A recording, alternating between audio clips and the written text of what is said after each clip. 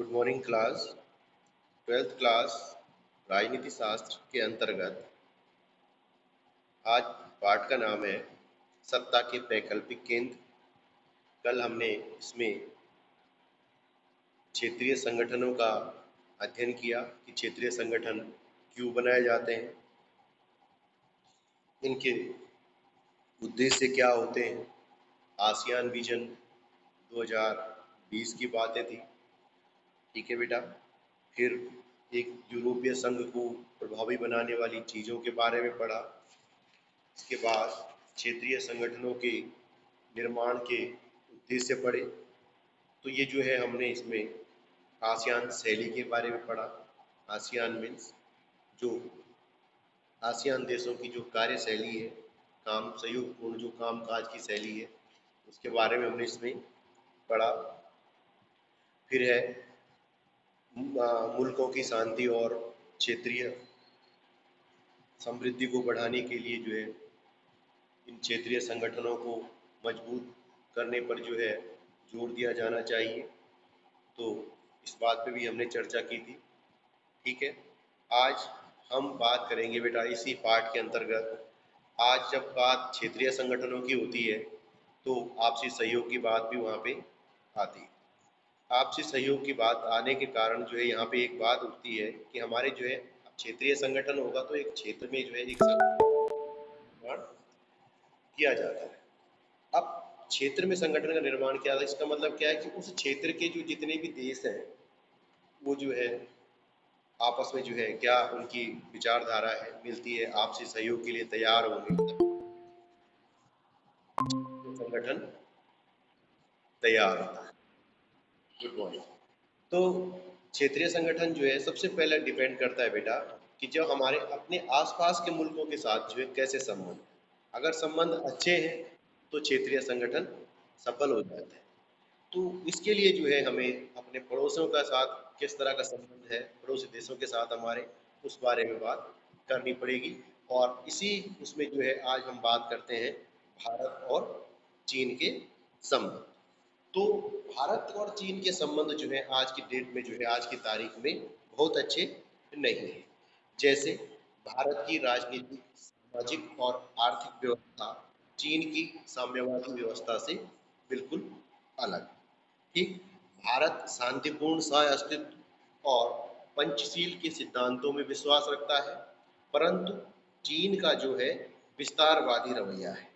ठीक, उसकी जो इच्छा है, जो एशिया महाद्वीप में जो चीन की जो इच्छा है, भारत तो शांतिपूर्ण सह अस्तित्व है, पंचशील के सिद्धांत है, पंचशील के सिद्धांतों के बारे में पढ़ेंगे कि किसी पे आक्रमण नहीं करना है, एक दूसरे की अखंडता का सम्मान करना है, शांतिपूर्ण सह अस्तित्व रखना। तो इस तरह से जो 5 सिद्धांत है पंचशील के, इसलिए इन्हें पंचशील के सिद्धांत भी कहते हैं। तो चीन जो है क्या है, उसकी हमेशा जो है एक साम्राज्यवाद की नीति रही है। साम्राज्यवाद मीन्स अपनी सीमाओं को आगे बढ़ाना। जब हम अपनी सीमाओं को आगे बढ़ाएंगे तो हमें पता है कि हमने दूसरे की सीमा पे कब्जा करना है। उदाहरण के लिए आप ताजा विवाद आजकल भारत और चीन का लद्दाख में देख सकते हैं, ठीक है ना। लद्दाख, अरुणाचल प्रदेश के कुछ हिस्से को अपना बताना, ये चीन की जो है बहुत पुरानी एक रणनीति है ताकि जो इस क्षेत्र को अपने अधीन कर सके। लेकिन इस बार जो है भारत की उसे तकड़ी चुनौती का सामना करना पड़ रहा है, यहाँ तक कि सैन्य ताकत के रूप में भी और राजनीतिक कूटनीतिक ताकत के रूप में भी जो है चीन को भारत ने इस समय पछाड़ रखा है। ठीक है बेटा। तो चीन की जो है सबसे बड़ी इच्छा क्या है, एशिया महाद्वीप में एक अपना दबदबा कायम करने। लेकिन इसके लिए क्या है, वो भारत को सबसे बड़ा जो है रोड़ा मानता है कि भाई भारत के होते हुए जो है वो चीन अपना जो है इसमें दबदबा नहीं बना सकता। तो इसीलिए जो है वो क्या कर रहा है, तोड़ फोड़ करातक पटक जिस तरह से भी जो है दांव पेच उल्टे सीधे खेल करके इस समय जो है वो अपना काम कर रहा है।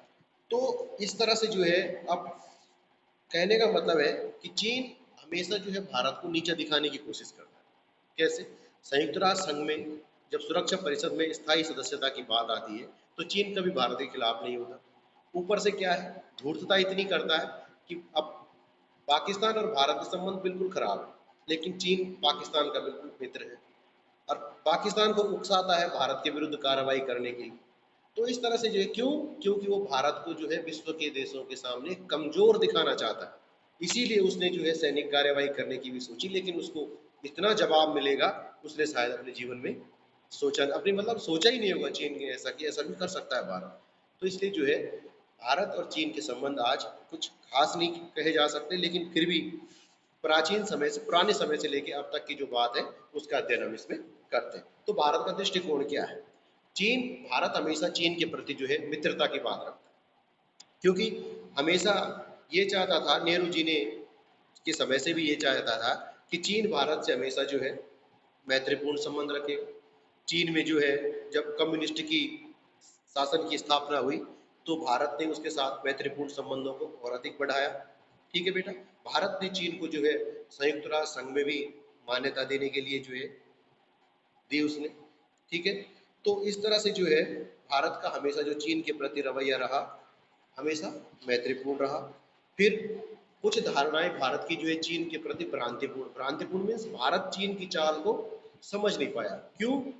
क्योंकि भारत ने हमेशा ये सोचा कि चीन जो है हमारा मित्र देश है, हमेशा जो है पंचशील के सिद्धांतों पे अमल करता है। इससे पहले जो है उसने कभी भारत में जो है आक्रमण भी नहीं किया था, युद्ध की कार्रवाई भी नहीं हुई थी। तो ये था कि भारत ने जो है ये सोचा, लेकिन भारत ने क्या करा कि ये गलत सोचा। आज के समय की सोच है, आज तो समझ जाते हैं कि चीन करता कुछ और है, कहता कुछ और है। आज की तो ये स्थिति हो रखी है जो वर्तमान समय में आजकल विवाद चल रहा है, लद्दाख में दोनों सेनाएं बिल्कुल आमने सामने खड़ी है। ठीक है ना?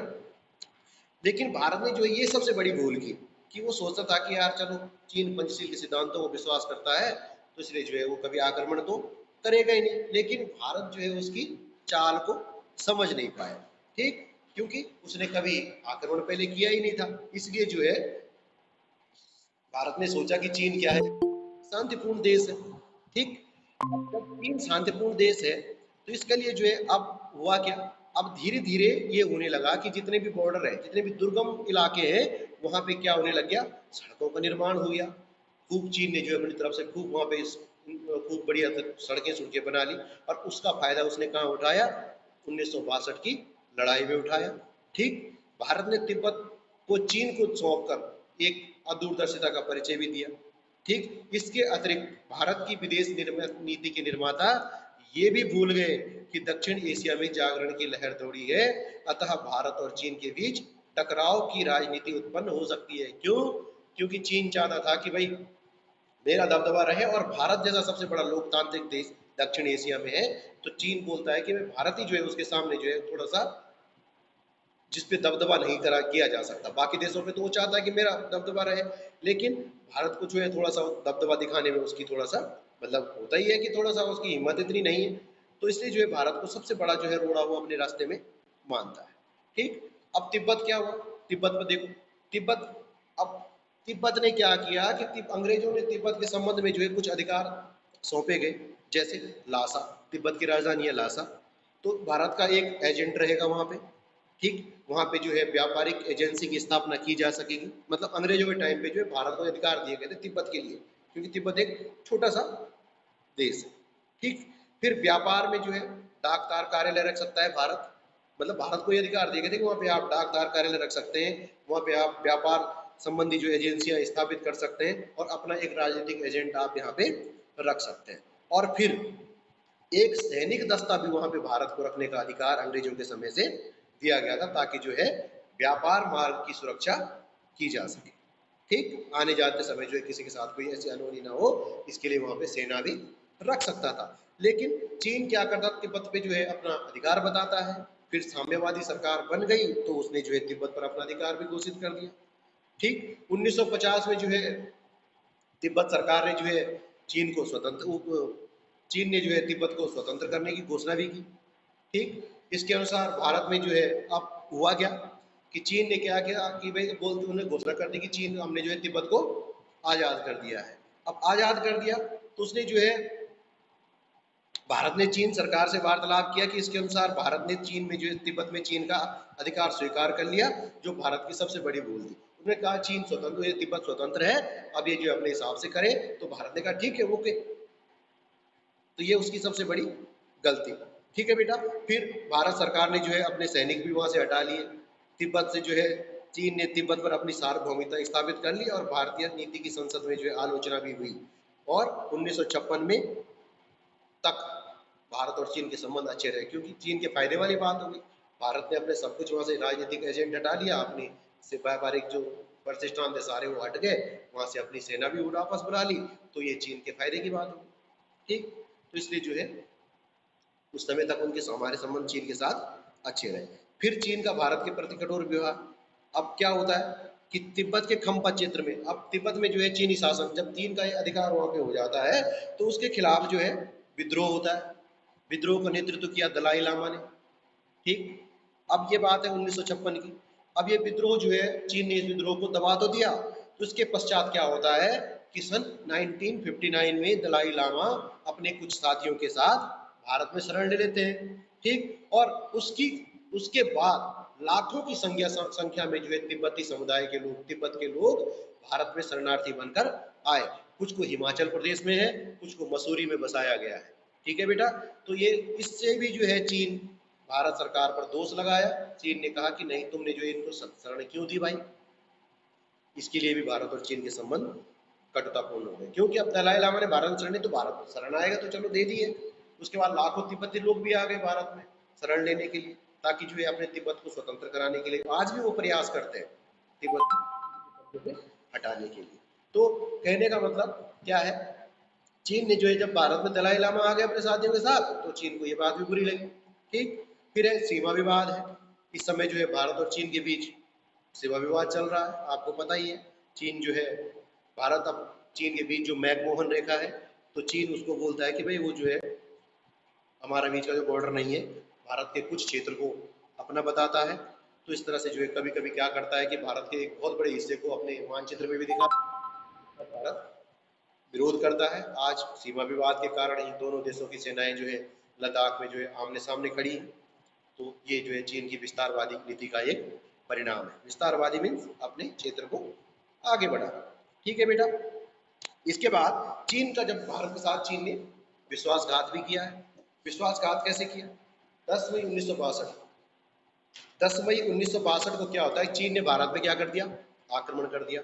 ठीक है, भारत उसके लिए तैयार नहीं था, उस युद्ध के लिए। मतलब अब जब कभी चीन ने आक्रमण ही नहीं किया, विश्वासघात कर दिया, अचानक से आक्रमण करके भारत पे जो है क्या कर दिया उसको जो, लेकिन भारत क्या युद्ध के लिए तो बिल्कुल तैयार नहीं था। ठीक है, लेकिन फिर भी अपनी शान बचाने के लिए, अपनी आन बचाने के लिए जो है भारत युद्ध में कूद पड़ा।